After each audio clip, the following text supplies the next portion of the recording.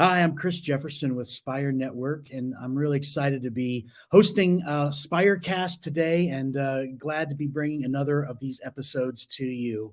Before we jump into our conversation today, I want to make sure that you all know about an opportunity to bring your team and join us for our Spire Top Golf Tour. We've been touring different Top Golf venues throughout the country, and leaders love the opportunity to get together with their teams. There is a buffet lunch. There is a marketplace leader that speaks and does some training. There's also a ministry leader that also continues with some training. And then the opportunity just to play some top golf and enjoy other leaders, connect with them from around the region. We've got 7 more of the top golf events that are set up. There'll be one in Portland. There'll be one in Phoenix. There'll be one in Chicago. There'll be one in I think there'll be one in Colorado. That's our last one. There'll be one in Baltimore, and then also in Orlando and Tampa. So really excited about all of the Top Golf Tour events that'll be coming up here in 2023. Hey, it's not too early for you to sign up for the Spire Conference 2023. That'll be in Nashville, Tennessee. It'll be September the 26th through the 28th. And all throughout the month of December, you can get the very best prices. It's the super early bird price before prices go up December 31st. Make sure that you get registered for Spire Conference 2023 in Nashville, Tennessee. Really looking forward to having everybody there and being able to meet and have a great conference in Nashville this year. If you want to sign up for that early, spire.network, that's spire.network, go to events and sign up for Spire Conference. To sign up for the Top Golf events, make sure you go to spire.network/topgolf. That's spire.network/topgolf. We all know that ministry is really challenging, and trying to stay healthy and resilient in our church leadership is even more challenging. And so that's really what we have focused all of our Spirecast events around. We're trying to bring conversations that will really help you thrive in ministry. Spire does 3 things. We provide really connection. The opportunity to connect with other leaders is a great benefit in ministry. We want to provide resources like Spirecast, the opportunity for you to hear from some of the top leaders and to be able to also find other resources for your ministry through a variety of partners or a variety of different sponsors and folks that are leaning in to really help equip pastors and leaders. And then third, we want to be able to provide a platform where ideas can be shared, where contribution and collaboration provide that innovation that we need for ministry to continue to grow and to thrive, and for us to help lead healthy, growing churches. Twice a month, we bring you an opportunity to hear from leading experts and give you a chance really to ask questions and to move the best ministry ideas into actionable steps. And so today, I'm really excited to be talking with Dr. Gary Johnson about nurturing healthy relationships with your elders. Gary is the co-founder of E2 Effective Elders, which is an organization that provides leadership, coaching for elders and staff teams. Before being the executive director of Effective Elders, he was served in the preaching ministry for 4 decades. Most recently was the lead pastor at the Creek in Indianapolis. And so I want to welcome Gary. Dr. Gary, please join us. We are super excited to have you here today, and really glad to be able to enjoy this Spirecast conversation with you. Well, it's a pleasure to be with you, Chris. Thanks for the invite. Absolutely. I know that E2 does several events and does some different things around the country. Do you have any either stories from recent events or upcoming events you'd like to share and tell us about? Yeah, absolutely. By God's great grace, we now this year crossed the 10,000 mark of meeting in conferences with elders and pastors across the country, even internationally. So we like to say that we know elders. So that was a major milestone for us. Yep. Oh, that's great. That's great. Well, having worked with elders in those 4 decades as pastor and lead minister at churches, I know that there's a lot of experience not only you bring to the table, but a lot of best practices and a lot of additional folks that are part of the E2 team. And so I know that you all have been doing good work. About how long has E2 been in existence, Gary? Yeah. Likewise, this year was our 10th anniversary of being a 501c3. But prior to that, Dr. David Roadcup and Dr. Jim Eastep and myself, the three of us were teaching at Haus Edelweiss in outside of Vienna, Austria, and for TCM. And it just happened that on a coffee break, the three of us were talking about how we as pastors, we have books we can read, conferences we can attend, degrees that we can obtain. But when it came to elders, there was nigh unto nothing available to keep developing their skill level. And the Holy Spirit really did something to us. That was June of 2008. And we came back to the States and we began writing just simple little books. And those simple little books now have been printed, tens of thousands of them. They're even in 6 foreign languages. They're being used around the world in many different countries. And we're very thankful to the Lord that He did something to us that we would scratch an itch that had been for a long time neglected. There are so many different models. I know so many different churches that are existing with so many different models in that relationship between staff leadership and church leadership with regard to elders. And so, my first question for you is, what do you think God's vision is for pastors and elders in working together? Well, in a nutshell, at the very core, we believe that it is God-honoring unity. What does God intend for us? It's for elders and staff teams, elder teams, staff teams, to be absolutely one. When we look at the high priestly prayer of Jesus in John chapter 17, it's about 6 hours or so before he's going to be impaled on the cross, and he's praying. And in that lengthy prayer, after he prays for himself, and then he prays for his own team, his disciples, then he prays for us, beginning in verse 20. And with about 6 hours until he's going to be impaled on that cross, he has one thing for which he's praying on our behalf, and that's for our unity. I pray that they may be one, Father, as you are in me and I am in you. So he's not praying for organizational unity. He's not praying for philosophical unity. He's praying that we would be relationally one, as you and I are one. And yet all across the country, there is evidence that elders and pastors are not one relationally. And so we believe very strongly that God's vision is for us to be one. And then Paul, for example, in Ephesians 4, verse 3, he says, make every effort to maintain unity of the Spirit, Holy Spirit, capital S, in the bond of peace. Not a half-hearted effort, not a part-time effort, but make every effort.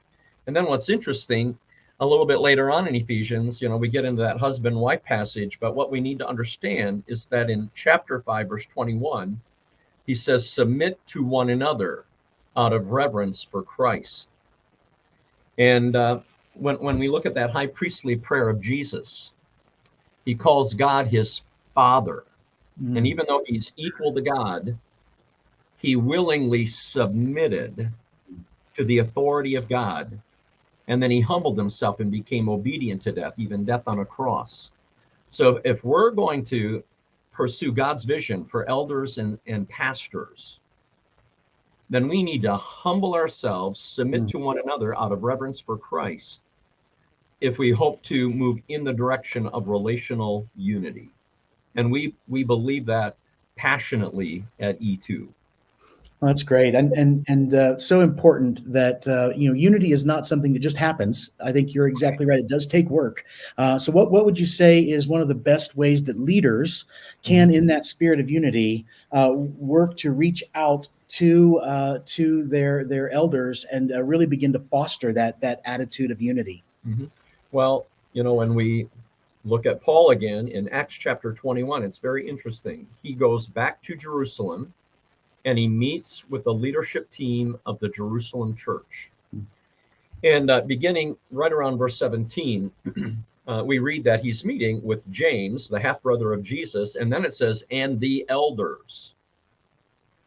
Well, then James and the elders are speaking to Paul, and they're telling Paul, this is what we want you to do. And lo and behold, as we read those next verses all the way through verse 26, Paul does exactly what is requested of him by the elders. So in answer to your question, Chris, how do we move towards this vision of relational unity? It's when we truly do, in humility, we submit to one another out of reverence for Christ. At E2, we practice something that is called flat and fluid. All too often, an organizational chart of a church is vertical. And why is that? Because we use the American corporation as a template, nowhere to be found in the New Testament. Right. And so we have people who are at the top of the food chain, like a board of directors.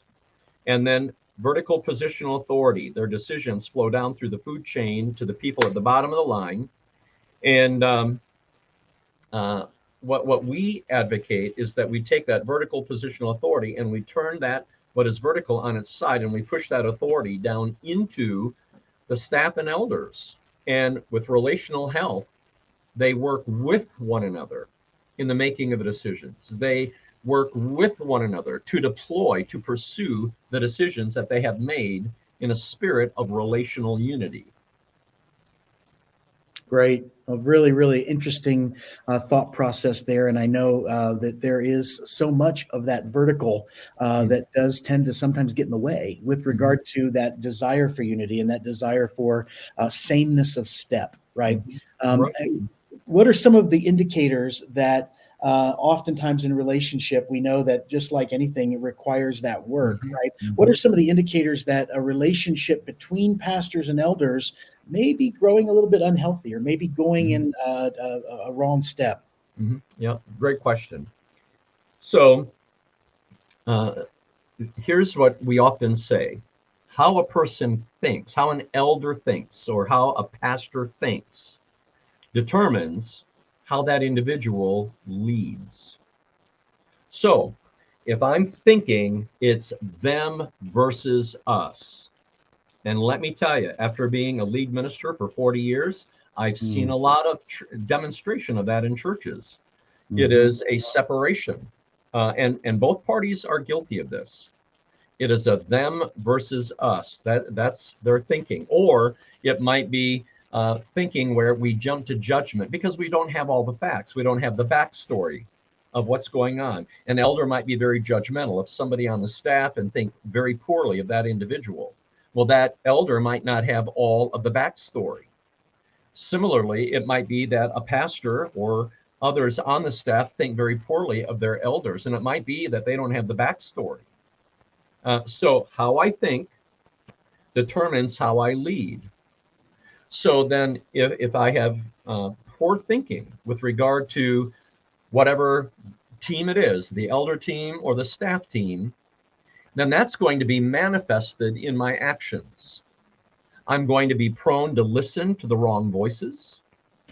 I'm going to be very much influenced by my own attitudes and perceptions. And here's the acid test of an indicator that something is unhealthy between elders and staff. This is so easy to understand. It's right from the life of Jesus. In Matthew chapter 12, he says in verse 34 that out of the abundance of the heart, the mouth speaks. So whatever's in my interior world is going to come out here externally. And I'm going to speak it verbally, or it might be virtually. And what's going to happen is there will be a direct reflection of my attitude towards the staff, towards the pastors, etc., as an elder, or it might be as a pastor, what spills out of my mouth is a direct indication of what I think about my elders. That's an acid test. It is undeniable because what I'm thinking is going to come out here. Yeah, so good. Really a great point.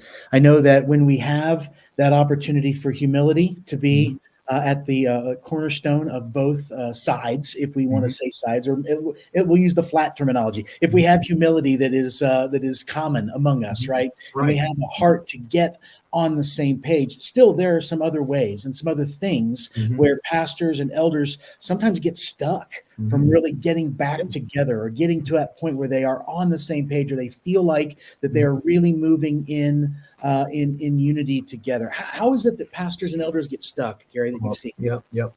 Well, I think that, again, we look at Jesus and his team. Now, in the Gospel of Mark, um, when we get into chapters 8, 9, and 10, if we look at the context, chapters 8, 9, and 10 is the last 6 months, roughly, of his life. Now, if I knew I only had 6 months to live, I would be probably having some very serious conversations with people that I know and love. And in those last 6 months of his life, there are 4 things that rise like cream in milk that indicate if a teen is either healthy or unhealthy. So, for example, and I'm going to just quickly go through shall I share those 4 things with you? Yeah, please. Yeah, go right ahead. I don't want to take too much time, but I'm going to do it very quickly. So in chapter 8, Jesus speaks for the first time what his real mission is. I'm going to be handed over to the chief priests, and they're going to put me to death, but on the 3rd day I'm going to rise. And it wasn't the first time he said it. He said it 3 times in chapters 8, 9, and 10. But he began to talk about his mission. Just remember that, his real mission. Number 2, he went often taking his disciples to a remote place to teach them. Well, what was he teaching them about? The mission. He didn't want people to bother him. He didn't want people coming up, hey, will you heal my child? Hey, will you feed me? I'm hungry. He wanted to be in a remote place so that he could teach his disciples in the last 6 months of his life about his mission. Number 3, in chapter 9, when they failed to heal a father's son, 9 of the disciples, Jesus went mountain climbing, Mount of Transfiguration, comes down, he heals the boy. And in chapter 9, it says, when they had gone indoors, the disciples asked him privately, why couldn't we drive it out?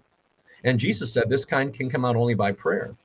All right, so they're behind closed doors. The windows are shuttered. They're ashamed. They're embarrassed. They blew it. But his disciples asked, why did we fail in ministry? So number 3, they were teachable in spirit. And then finally, number 4, while on their way to Jerusalem, what they do? They argued about who would be the greatest. They didn't stop there, and Jesus called them out on it. What were you talking about on the road? Well, they all remained silent because they were arguing about who was going to be the greatest. Even at the Last Supper in the upper room, an argument took place as to who would be the greatest. So there is the word humility. So mission, training, teachable, humility. Think of it this way. If we're going to get rid of some of the unhealth and we're going to get unstuck as elder teams and staff teams, if we're going to come together and be relationally one, we got to focus on the real mission. And the real mission is to reach broken, hurting people who desperately need Jesus Christ. Period. End of discussion. Mm-hmm. That's only going to happen if we are then training constantly in getting that done. Well, that's only going to happen if we are teachable in spirit. Well, that's only going to happen if we are authentically humble at heart and we admit that we've got something to learn. So elders and staff, they're going to be at odds with one another if they're off mission, if they are not doing any training to get better at what they have been called by Jesus to do. And why is that? Because they are not teachable in spirit. And why is it that they're not teachable in spirit? Because there's not a humble bone in their body. That's why. But if you take all of that and you switch it to that which is the right perspective, when you've got a leadership team that is all about mission and they're training to advance the mission of Jesus. Why? Because they're teachable in spirit, because authentically deep inside their interior world, they're humble. That team will be unstoppable. And what a great threat to the kingdom of darkness. So good. Really great. Those 4 points, I think, really do hit home, Gary, with regard to being able to see sort of the things that can get in the way and how do you address those issues. I think one of those things too, from different times, become responsibilities, right? That we feel, whether we are elders, we feel a responsibility, a call from the scriptures, a responsibility to the task at hand that we have accepted, or whether it's leadership, and oftentimes whether it's impatience or it's a need for more results or whatever it is, there is oftentimes a real question where responsibility comes into question.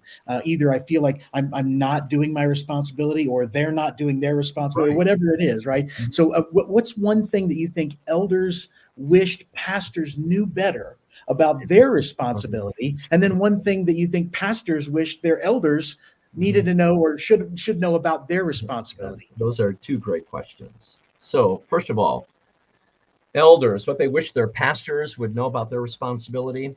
1 Corinthians 4, verse 2, it says by Paul that now those who have been given a trust must prove faithful. And when we add to that, Hebrews 13, verse 17, obey your leaders, submit to their authority. They keep watch over you as men who must give an account. Make their work a joy and not a burden, for of what advantage would that be to you? I think that elders would want their pastor or pastoral team to understand we're going to be held accountable as elders by the Lord Jesus himself. So would you please make our work a joy by working with us and not against us? Would you please do that? And this is assuming that we got a great, healthy elder team. All right, we're making that assumption.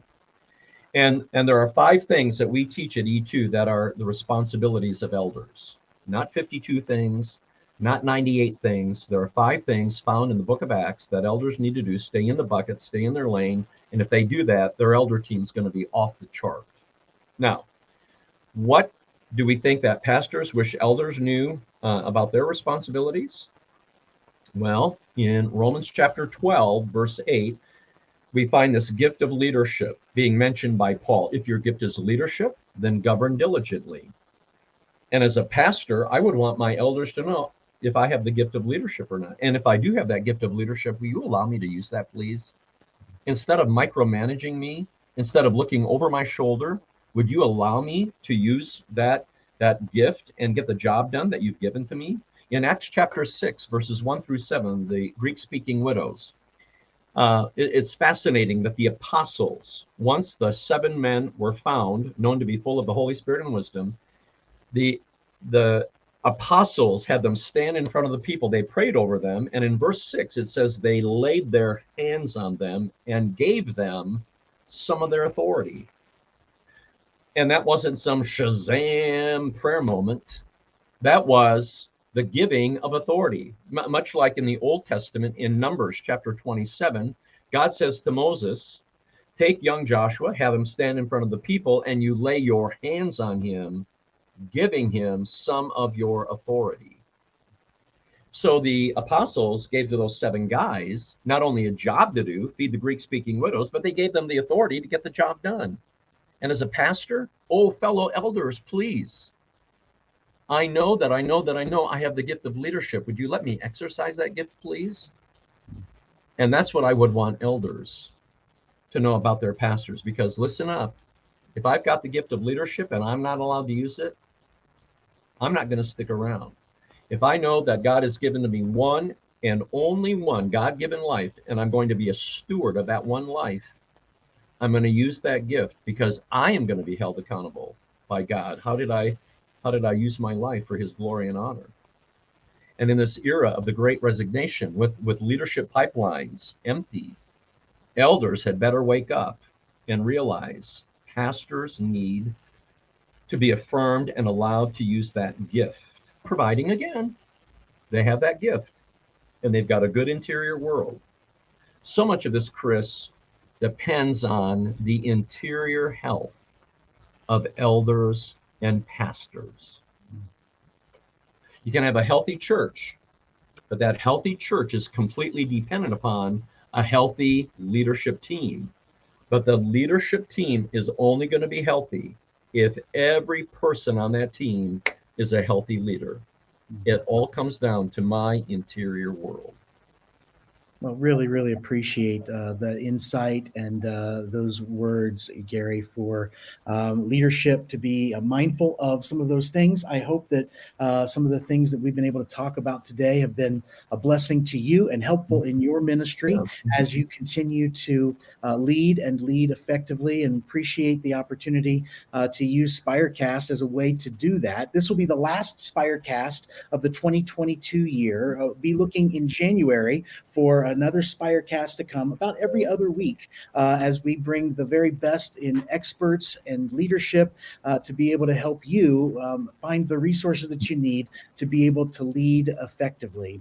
So thank you all so much for joining us. Don't forget, Spire Conference 2023. Sign up now to the end of December for the very best price, spire.network. That's spire.network. And then to join us at our Spire Top Golf events, go to spire.network/topgolf. Register for one of those upcoming 7 events. We hope to be able to see you on the tour. Gary, thank you again for joining us and for being part of it today. Hey, where do people go to find resources? I know that E2 has a lot of resources. Tell us where to go as far as the website. How do folks get in touch with you and your organization, Gary? Yeah, so our website is just simply then the number 2, elders.org, e2elders.org. And you can reach us through the website. We have a team here in the office in Indianapolis, a team of 6. In addition to the office team, we have what is called our E2 bench with people like Ken Eidelman, Tom Ellsworth, Dr. Billy Strother, Jeff Fall, a number of individuals who are out on the field doing a lot of elder coaching. And we want to be a blessing. We want to help in whatever way we can. So please do not hesitate to contact us. My email address is real simple, gary@e2elders.org. And Chris, thank you to what you and the team at Spire are doing to build people up in a culture that is determined to tear people down. So thank you for doing all that you can to encourage people. That is a most God-honoring mission.